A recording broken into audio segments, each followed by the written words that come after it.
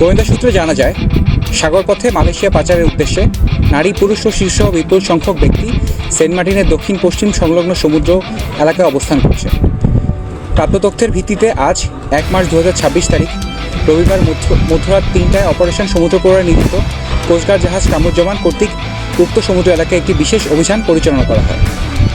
অভিযান চলাকালীন আভিযানিক দল একটি সন্দেহভাজন বোটকে থামার সংকেত প্রদান করলে সংকেত অমান্য করে বোটটি পালিয়ে যাওয়ার চেষ্টা করে। অতঃপর আভিযানিক দল বোটটি ধাওয়া করে সেন্ট মার্টিনের দক্ষিণ পূর্ব সংলগ্ন সমুদ্র এলাকায় আটক করতে সক্ষম হয়। পরবর্তীতে আটককৃত বোটের তল্লাশি চালিয়ে মালয়েশিয়ার পাচারকালে নারী ও শিশুসহ 153 জন ভুক্তভোগীকে উদ্ধার এবং 15 জন মানব পাচারকারীকে আটক করা হয়। উদ্ধারকারীদের জিজ্ঞাসাবাদে জানা যায়, কয়েকটি সংঘবদ্ধ পাচারকারী চক্র বিদেশে উন্নত জীবনের স্বপ্ন, উচ্চ বেতনের চাকরি ও অল্প খরচে বিদেশ যাত্রার প্রলোভন দেখিয়ে টেকনাফ সহ দেশের বিভিন্ন এলাকা থেকে বাংলাদেশি ও রোহিঙ্গা নাগরিকদের মালয়েশিয়ার গমনে উদ্বুদ্ধ করে সাগরের পথে পাচারের পরিকল্পনা করছিল।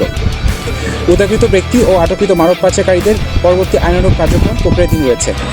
মানব পাচার রোধে বাংলাদেশ কোস্টগার্ড ভবিষ্যতে এই ধরনের অভিযান অব্যাহত রাখবে।